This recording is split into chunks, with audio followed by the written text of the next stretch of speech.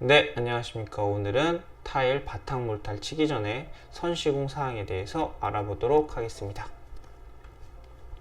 네, 첫 번째로 사전 작업 사항에 대해서 알려드릴 거고요. 두 번째로 타일 바탕 몰탈 타설에 대해서, 그리고 마지막으로 요약 정리하겠습니다. 첫 번째로 사전 작업 사항입니다.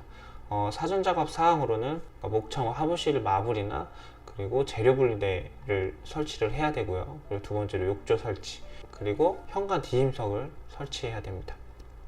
여기 세 개 사항이 기본적으로 작업이 완료가 돼야지 타일 쭈꾸미를 칠 수가 있습니다. 네, 지금 보고 계시는 게 재료 분리대를 설치를 한 거예요. 이 재료 분리대 같은 경우는 인조 대리석이 보통이에요. 그래서 인조 대리석 재료 분리대를 설치를 했습니다. 여기도 마찬가지, 여기 재료 분리대 설치하고 목창호 마블실이라고 하죠. 바닥에 있는 이 재료 분리대를 말합니다. 그래서 이 마블을 타일 쭈꾸미를 치기 전에 이렇게 선시공을 해야 됩니다. 이 목창호 하부실도 마찬가지고, 이 목창호 하부실 같은 경우에는 방통 치고 나서 이렇게 좀 깨지거나 틈이 있는 경우가 있어요. 그래서 이때는 타일 쭈꾸미를 치면서 여기도 미장을 해서 깔끔하게 마감을 지어준 겁니다. 지금도 마찬가지예요. 요것도 이제 재료 분리대를 이렇게 설치를 합니다. 요 재료 분리대를 설치할 때 요 유가를 잘 보셔야 돼요. 요거는 골조를 타설할 때서부터 확인해야 되는데, 요 유가, 그러니까 플로우 드레인이 위치를 잘 보셔야 됩니다. 여기도 간섭이 되는지, 요 재료 분리대가 이 유가에 간섭이 되는지를 한번 검토해 보시고 작업을 진행시켜야 됩니다. 지금은 목청어 마블실을 설치를 한 거예요. 이 목청어 마블실 같은 경우는 이 타일보다 한 10mm 정도 빠집니다.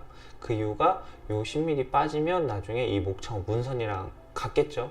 그럼 이 10mm 턱걸이 진 부분에 코킹을 쏴서 마감을 짓습니다. 그리고 이 온수 분배기가 보일 거예요. 온수 분배기 같은 경우에는 이 목창호 하부실이 있기 때문에 이쪽 목창호 없는 쪽을 빼주는 게 맞아요. 그러나 이제 구조상 아니면 위치상 간섭이 될 경우에는 이렇게 목창호 하부실로 들어가는 경우도 있습니다. 그러나 대부분 온수 분배기는 이 목창호 하부실에서 빠져야 됩니다. 이 목창호 하부실 같은 경우에는 이 단차가 6전이 되겠죠. 근데 6전보다 20mm 정도 더 내립니다. 그래야지 고정도 튼튼하게 잘 되겠죠. 이 온수 배관은 목창호 바깥쪽으로 빼주는 게 좋습니다. 네, 지금 보고 계시는 거는 목창호 미서기 문에 설치했을 때 마블이에요. 이 마블 같은 경우에는 이 미서기 문이 있으면 문짝 라인 맞춰서 이 끝에까지 마감을 지어줍니다. 그래야지 제일 깔끔해요. 그래서 보통 이 미서기 문 같은 경우에는 이 문짝 바로 앞이나 이 문짝 가운데로 해서 마블을 이 목창호 문짝까지 앞으로 빼서 마감을 짓습니다. 이 지금 미서기 문 같은 경우에는 문짝이 바깥쪽에 매달려서 달리는 타입이에요. 그래서 슬라이딩 도어가 이렇게 열립니다. 그래서 이쪽 화장실에서 물을 쓰게 되면 마루 쪽으로 물이 넘치게 되죠. 그래서 이렇게 턱이 있습니다. 그래서 나중에 마루를 이 마블 턱에 맞댐을 하고 그다음 코킹을 쳐서 마감을 짓습니다.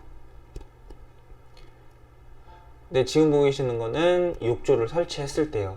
요거는 타일 쭈꾸미를 치기 전에 욕조 설치한 모습이고, 요거는 타일 쭈꾸미까지 완료된 후에 욕조입니다.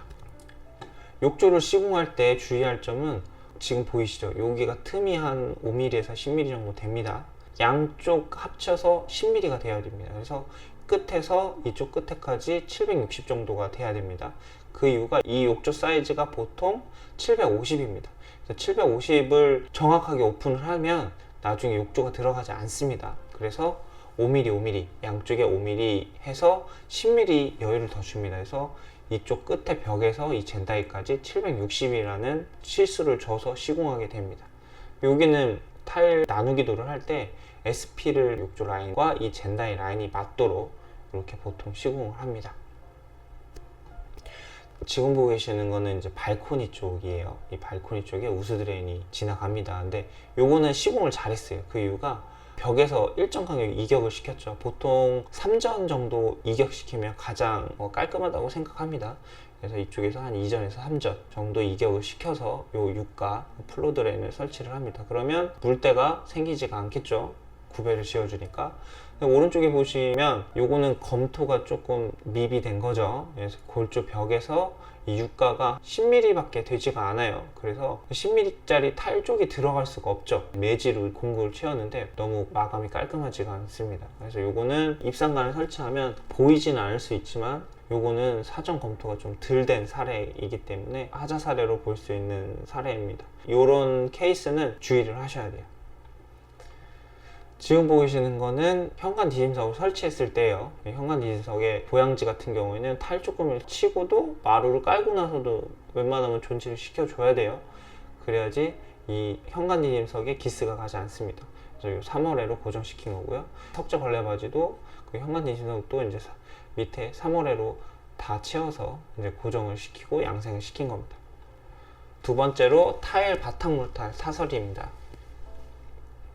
지금 보고 계시는 게 타일 방통을 치기 전에 이렇게 모래를 한 차나 두 차 정도 받아줍니다. 그러면 이렇게 모래 주머니를 만듭니다. 이 모래 주머니 사용하는 데가 앞에서 보였던 것처럼 플로어 드레인에다가 이제 하나씩 올려 놓을 거예요. 방통 칠 때. 그러면 물이 빠지는 걸 방지하겠죠. 그러면 유가 쪽으로 타일 바탕 몰탈이 빠지는 걸 방지하겠죠. 그리고 요거 보시면 요거는 이제 목업 세대 같은 경우에는 뭐 두세 대에서 많게는 뭐 5세대 이렇게 목업 세대를 진행하잖아요. 그러면 그때 보통 레미콘 업체에서 몰타를 시킵니다. 그래서 이렇게 소량일 경우에는 레미콘 업체에서 몰타를 불러서 작업을 합니다. 지금 보이시는 것도 이제 레미콘 업체에서 몰타를 받아다가 이렇게 타설할 때 이런 사진입니다. 지금 보이시는 건 사일로예요. 이거는 본공사 때 이렇게 씁니다. 그래서 차량으로 반입을 해서 이렇게 들어옵니다. 그러면 이게 로켓포처럼 딱 서요. 이렇게 있던 게 이렇게 딱 서집니다. 그래서 자동으로 이 사일로 위치 자리에 딱 올려놓고 이 차량을 빠져서 나갑니다. 이렇게 딱 세워놔요. 그 차량에서 자동으로 로켓포 발사하는 것처럼. 그래서 이렇게 세팅을 해놓고 이제 벌크가 들어와서 여기다가 사일로에다가 몰타를 채워 놓습니다. 그리고 나서 이 기계, 방통기계 갖다가 타일 쭈꾸미를 타설을 하게 됩니다. 예, 지금 보고 계시는 게 타일 쭈꾸미를 치고 있어요. 근데 이 타일 쭈꾸미를 치고 이쪽에 요 작업하시는 분이 밀대 갖다가 셀프 레벨을 잡고 있습니다. 그리고 이어서 이 물통을 든 분이 벽면이나 아니면 마블에 타일 쭈꾸미가 묻은 거를 물을 뿌려서 청소를 하고 있습니다. 지금 보시는 게 이제 밀대 가지신 분이 이렇게 셀프 레벨링을 잡고 있는 거예요. 천천히 눌러가면서 셀프 레벨링을 잡고 있습니다. 그리고 이쪽 부분에는 지금 보이지는 않지만 모래자루가 있었던 부분입니다. 그래서 모래자루가 있고 물이 빠지지 않도록 이렇게 합니다. 지금 보이시는 거는 바탕 몰타를 치고 나서 양생됐을 때의 사진이에요.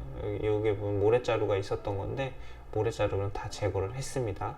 그래서 이쪽으로 몰탈이 양생되면서 빠질 수 있도록 이렇게 되겠죠. 그리고 이쪽에 좀 긁어놨죠. 굽에 잡으려고 이렇게 선시공 해놓은 겁니다. 그리고 지금 보이시는 거는 현관인데 현관 같은 경우는 굽에를 잡을 필요가 없겠죠. 그래서 그 밀대로 셀프 레벨링만 잡아 나갔습니다. 이렇게 깔끔하게 했습니다. 지금 보이시는 거는 안방입니다. 안방도 이제 유가 쪽으로 굽에를 좀 잡아놨죠. 이쪽으로. 여기도 마찬가지예요. 요 모래주머니에 있던 유가 쪽으로 구배를 좀 잡아놓은 사진입니다. 지금은 이 유가 쪽으로 이제 구배를 잡았죠. 이렇게 보이시죠? 여기 보이시면 이쪽이 유가인데 안방 분합 창이랑 요 밑에 틈이 있어요. 요게 지금 한 20mm 정도 되는데 타일이 15mm 정도면 5mm 정도 뜨는데 요거는 나중에 타일 매지 갖다가 이렇게 채워서 마감을 짓습니다. 지금 보고 계시는 곳은 공용부의 계단실입니다. 여기는 이제 계단 찬 부분에 레미탈 갖다가 이쪽을 막고요. 그리고 나서 타일 쭈꾸미를 쳤습니다. 요거는 양생된 사진이고요. 보시면 이 두께가 조금 되죠. 요게 엘리베이터 쳤을 때 쭈꾸미 두께랑 거의 비슷합니다. 50mm 정도 되겠죠. 여기도 마찬가지. 엘리베이터 홀이랑 쭈꾸미 두께가 거의 비슷합니다. 여기도 마찬가지. 여기는 엘리베이터 홀에 쭈꾸미를 치고 난 다음에 사진입니다. 요 바닥에 보시면 좀 크랙이 많이 가요. 요 크랙이 가는 이유는 배합비에 따라서 좀 차이가 많습니다. 그래서 이렇게 코너부에 건식필이 있는 코너부에 이렇게 크랙이 가기도 하고요. 타일 쭈꾸미를 칠 때는 거실에 치는 방통보다는 배합비에 신경을 좀 덜 써요. 그 이유가 방바닥 같은 경우는 크랙이 품질에 영향이 되지만 이 부분 같은 경우에는 이제 타일을 깔기 때문에 보이지 않는 면도 있기 때문에 이렇게 배합비나 이런 거에 좀 시공사에서 신경을 조금 덜 씁니다. 시공사에서는 방통을 칠 때 배합비나 아니면 크랙이 덜 가는 거 아니면 양생이 빨리 되는 그런 시험을 많이 해요.